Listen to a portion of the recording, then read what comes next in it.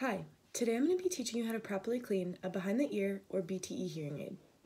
Ideally, this should be done every day after the aid is used along with a listening check. Your child's hearing aid consists of an ear mold, a tube, an ear hook, and the hearing aid itself. Most hearing aid kits are going to come with a brush that has a wax loop at the end, an air blower, and a drying kit. The drying kit could be a jar with desiccant beads like this one, or an electronic dryer. The first thing we want to do is take the brush.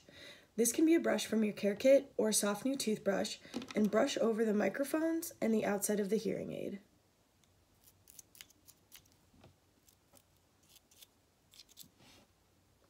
Next, you can take a paper towel or a napkin and wipe off the outside of the hearing aid and the ear mold. Then, we are going to take a look at the end of the ear mold, the sound bore. This is the part that goes into the ear canal. Many times there may be wax that is caught up in the ear mold or the tubing. If this is the case, you will start by using your brush or pick to gently flick out any of the debris that could be in the ear mold or the tubing.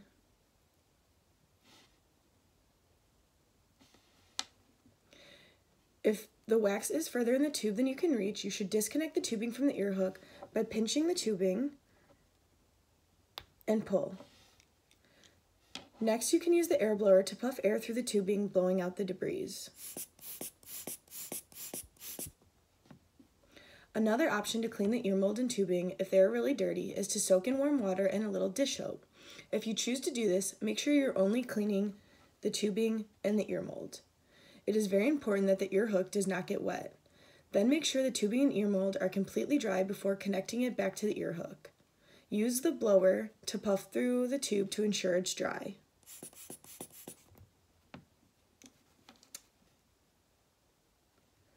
One last very important step in keeping your child's hearing aids clean is to use the dry storage at night. The dryer is important because it will dry out the moisture that is condensed inside the hearing aids. You may have a dry and store box or a drying drawer with crystals. Both are effective. To store the hearing aids in the dryer, make sure you open up the battery door on the hearing aid like this to ensure that the hearing aid is off. Then keep the battery door open and just place them inside and screw the cap on tightly so no air gets in.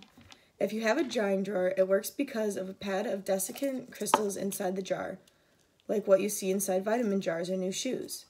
These crystals need to be recharged by drying them out in the microwave or changed every once in a while. Most jars have color indicators to let you know when this should happen. Follow your kit's instructions to recharge or change the crystals. This is the basic care of your child's hearing aids that needs to be done to protect them. I hope you find this video useful when you care for your child's hearing aids.